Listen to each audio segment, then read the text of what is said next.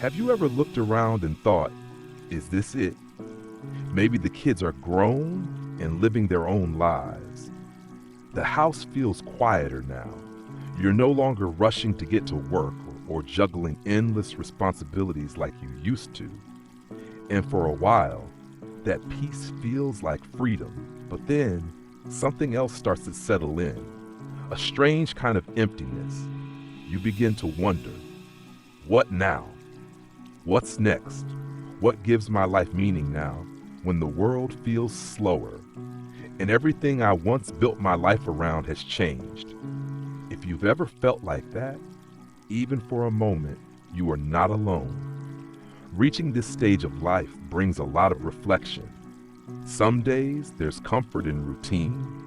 Other days, it feels like you're drifting, like something's missing, but you can't quite put your finger on it. And that's exactly why this conversation matters, because meaning doesn't disappear with age. In fact, it can become stronger, clearer, more personal. Today, we're going to talk about 4 powerful lessons that help create a meaningful life after 60. Lessons that aren't based on chasing something new, but rather on reconnecting with what's always been there, inside you, waiting for your attention. So let's take a deep breath. Let the outside noise fade away and just talk, heart to heart, because this part of your life isn't about proving anything to anyone. It's about feeling alive in your own skin. It's about waking up each morning knowing your presence matters, even if the world around you isn't clapping for it. Let's start with something simple, but incredibly powerful. Connection. Not the kind that's measured by how many people you see each week, but the quality of the connection you feel to others, to yourself, to something bigger than just the day-to-day tasks. It's easy as we get older to shrink our circle. People move away, loved ones pass, our health begins to shift. We start saying no to invitations more than we say yes. And slowly, without even noticing, our world becomes smaller. But here's the thing, connection doesn't require a crowd. It only takes presence. Think about the last time you sat with someone, not just in the same room, but really sat with them, listened, shared a laugh, held their hand. That moment, however brief, was meaningful because it was real. Even a simple phone call to someone you care about, or a heartfelt conversation with a neighbor you usually just wave to from across the street, can spark something in you that feels deeply human. It reminds you, I'm still here, I still matter. And it's not just about other people. Connection to yourself matters just as much. Ask yourself, when was the last time you sat with your thoughts without distraction? No TV humming in the background, no scrolling, just you and your own mind.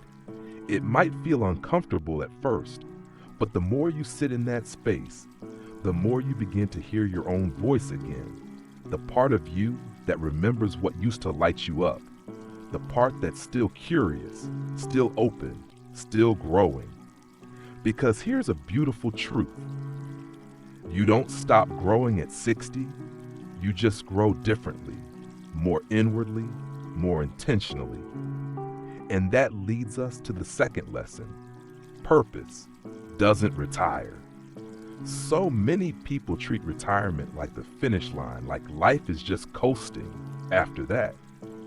But the soul doesn't retire. The heart doesn't stop longing for meaning. The desire to make an impact doesn't vanish when you stop clocking in. Maybe you spent decades raising a family, or building a career, or supporting others. And now, you're asking yourself, what do I do with all that energy? You redirect it, not because you have to, but because you want to. Purpose can be quiet. It can be planting flowers that make someone smile as they walk by. It can be volunteering once a week, mentoring someone younger, or even writing stories from your life, so your grandchildren or someone else's can one day read them. Purpose isn't about achieving something grand. It's about feeling that what you do today has value, even if no one else sees it. But you can paint, you can build, you can write letters, you can start that little dream project you always put off, because meaning comes from doing things that feel right to you, things that bring a sense of fulfillment, even if they seem small. And if you're thinking, but I'm not sure what my purpose is anymore, that's okay.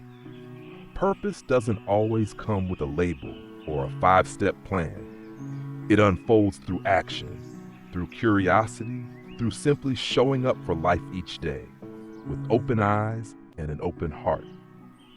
So maybe the question isn't, what is my purpose?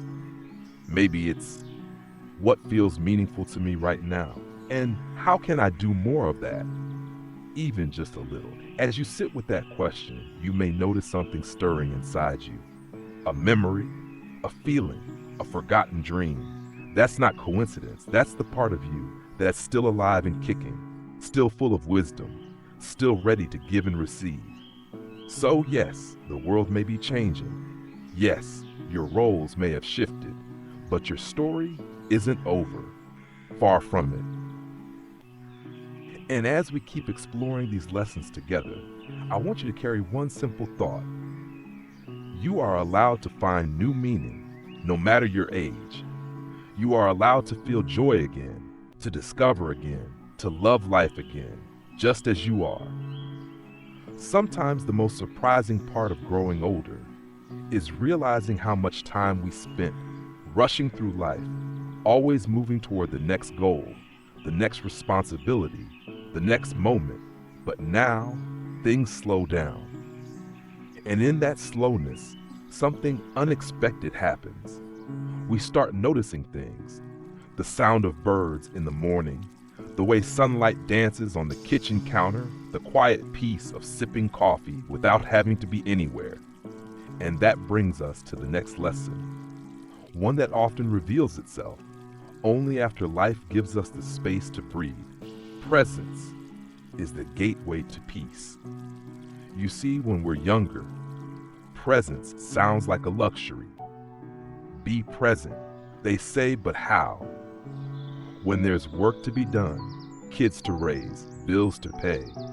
But after 60, presence becomes something different. It's no longer something you try to squeeze into your schedule. It's the way you move through your day. Being fully here, where you are, not in the past, not in the future. Right now. That doesn't mean your thoughts won't wander. Of course they will. But it means you gently come back to the moment, to your breath, to the feeling of your feet on the floor, or the sound of your own heartbeat, reminding you you're alive. Presence doesn't require silence. It doesn't require meditation or some spiritual ritual. It just requires willingness. Willingness to slow down, enough to feel what's happening, instead of always thinking about what's next. Even something as simple as folding laundry can become a practice in presence. Feeling the fabric, noticing the warmth, letting yourself smile at the little things, like how a towel still smells faintly of sunshine after drying on the line. Presence teaches us that we don't need a perfect life to feel meaning. We just need to show up to the life we already have. And the more present we become, the less we carry regrets. Because presence doesn't wait for the right time to enjoy life. It says, this moment right here is enough. But even as we practice presence, there's something else that often creeps in, a quiet whisper. It says, it's too late to change, too late to heal, too late to try something new. And that brings us to our third powerful lesson. It's never too late to grow. Let's pause there, because this belief, this little lie, that time has run out is one of the most limiting things we carry. Maybe you've wanted to pick up a new hobby or mend an old relationship, or finally take that trip you always dreamed about. And maybe a voice in your head says, I'm too old for that now. But here's what I want you to know. You're not too old. You're ripe. Ripe with life, ripe with insight, ripe with courage. You've made it through decades of change, of heartbreak and joy, of loss and resilience. And you're still here. That alone makes you more equipped than ever to try something new. Because now, you're not doing it to prove anything. You're doing it for you. You can grow after 60. You should grow after 60. Because if you stop growing, you stop living fully. Growth doesn't have to be massive. It doesn't have to be loud. Sometimes growth is just saying yes. Yes to the art class. Yes to the book club. Yes to walking a different route. Yes to reaching out to someone first. And yes, even to forgiving yourself for what you didn't do, for what you couldn't change, for the things you now see more clearly. Growth isn't just about doing. It's about becoming softer, kinder, wiser, more you than you've ever been before. Because now, there's no need to wear masks, no need to be what the world wants you to be. You've earned the right to be exactly who you are, unapologetically. So maybe this is your season to finally give yourself permission to start the garden, to learn the instrument, to take better care of your body, not out of vanity, but out of love, to laugh more often, to cry when you need to be bold, to be free, and yes, even to fall in love again, whether that's with someone else or with yourself, because growth is about aliveness, and meaningful lives are lived by those who choose to stay awake to life, even as the years go by. So as you move through your day, remember that presence invites peace and growth brings joy, and joy, well, joy is what makes everything else worth it. Let that joy guide your steps, even if they're slow, even if the world feels like it's racing ahead without you, because this is your time to rediscover what lights you up, to create meaning from the simple and the sacred, to grow, not just older, but deeper. You know, one of the most beautiful realizations that can happen after 60 is understanding that meaning doesn't come from how much we have, but from how deeply we appreciate what we already do. That's something younger versions of ourselves didn't always see. Back then, we thought we needed to chase success, be liked by everyone, collect things, prove things, rush towards some finish line that always seemed to move just a little farther ahead. But then, life slows down, and in that quiet, you start seeing what truly matters. And maybe the most powerful lesson of all is this: gratitude transforms everything. It doesn't change the facts of life. It doesn't erase pain or make hard things disappear, but it changes how you carry them. It shifts your focus. It turns your gaze from what's missing to what's here. Gratitude says, I may not have everything I once did, but look at what I still have. And the truth is, what we focus on shapes our reality. When we wake up thinking about what hurts, what's gone, or what we can't do anymore, we start living inside that story. We feel small, invisible, tired. But when we pause just for a moment and say, I'm thankful I woke up today. I'm grateful for this cup of tea. I'm lucky to hear the rain on the window. Suddenly the world looks different, softer, lighter, full of little joys we almost forgot how to see. It might sound simple, even silly, but it's real. Gratitude opens your heart, and when your heart opens, life starts flowing through it again. Even if you're facing health issues, Even if you feel like your best years are behind you, gratitude makes space for peace to return. It helps you remember that a meaningful life doesn't need to be grand. It just needs to be true. True to who you are now, not who you used to be, not who others want you to be. Just you, here, now. Maybe today you're not moving as fast. Maybe your hands aren't as steady. Maybe your energy runs out sooner than it used to. But you're still you. Your laugh is still yours. Your wisdom is still priceless. Your presence still matters. So please, don't wait for better days to feel grateful. Let today be enough. Let this version of you be enough. You've earned it. You've lived through enough storms to appreciate even the smallest rays of sunshine. And now is your time to live with meaning, not in search of it. You don't have to do big things to feel fulfilled. Sometimes it's as simple as reaching out to someone you love and telling them what they mean to you. Sometimes it's letting yourself enjoy a sunset without feeling guilty for being still. Sometimes it's laughing, really laughing, without caring who hears. And if you ever feel like your life isn't important anymore, please remember, the most meaningful lives are not always the loudest ones. They're the ones filled with presence, purpose, growth, and gratitude, and all of those are still within your reach.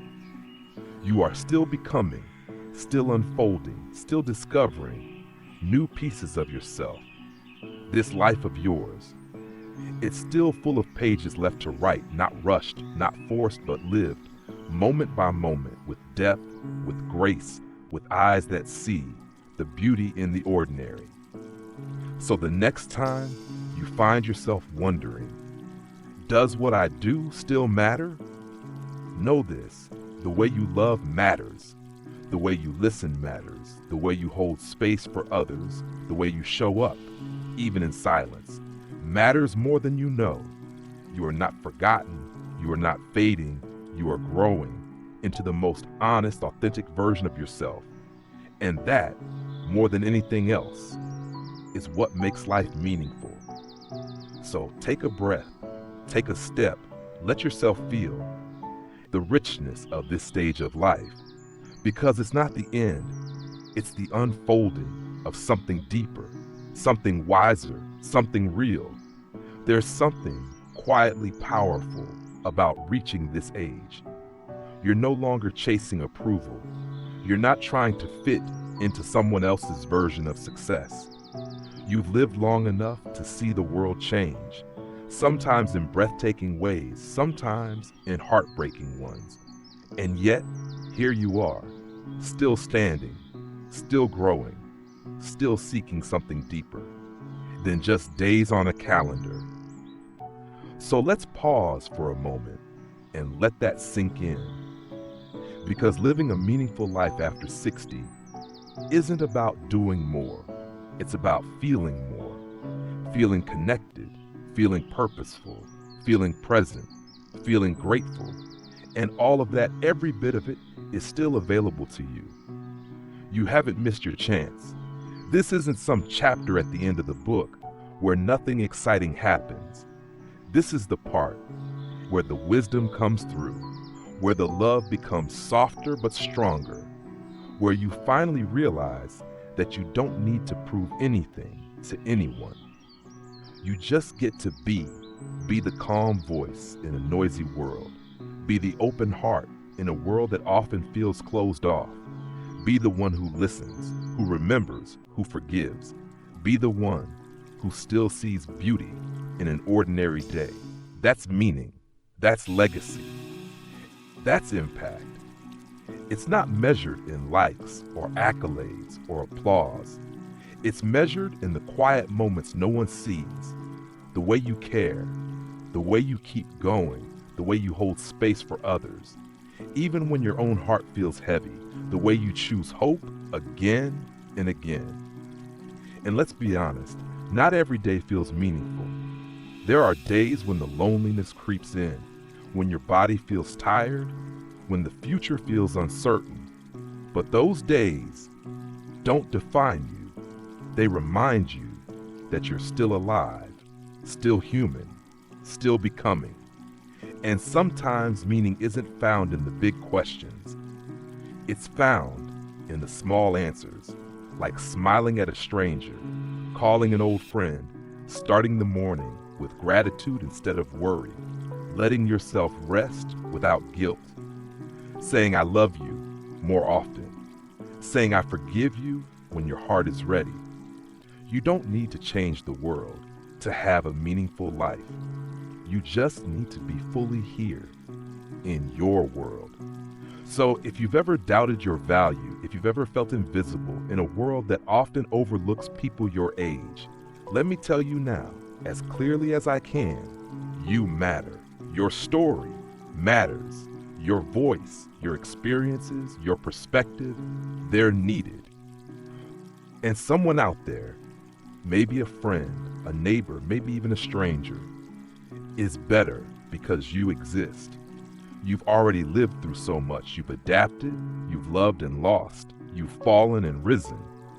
You've reinvented yourself more than once. And now you get to live with intention, not for applause, not for perfection, but for peace, for joy, for meaning.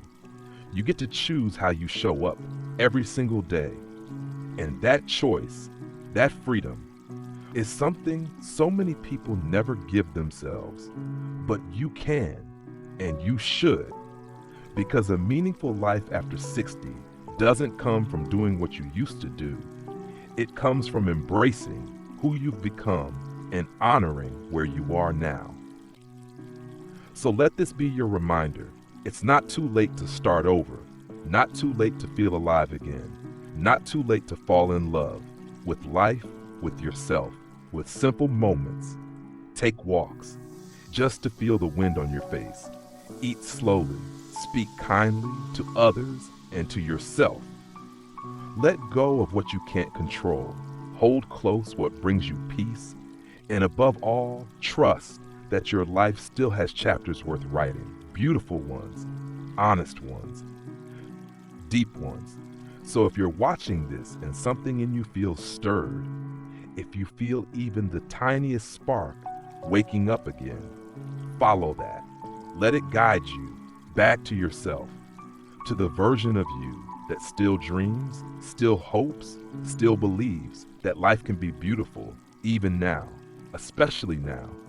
Because the truth is, life after 60 isn't the end, it's a beginning, a chance to live on purpose, not by default, so go live it. And if this video resonated with you, I'd love to hear your thoughts in the comments below. What gives your life meaning right now? What keeps you going when days feel heavy? Share your story, because someone out there might need to hear it. If you found this helpful or inspiring, please give it a thumbs up. And if you'd like more conversations like this, hit that subscribe button and join our little community of wise, open-hearted souls. Here's to living with meaning at any age, especially this one, because after all, you've earned it and you're just getting started.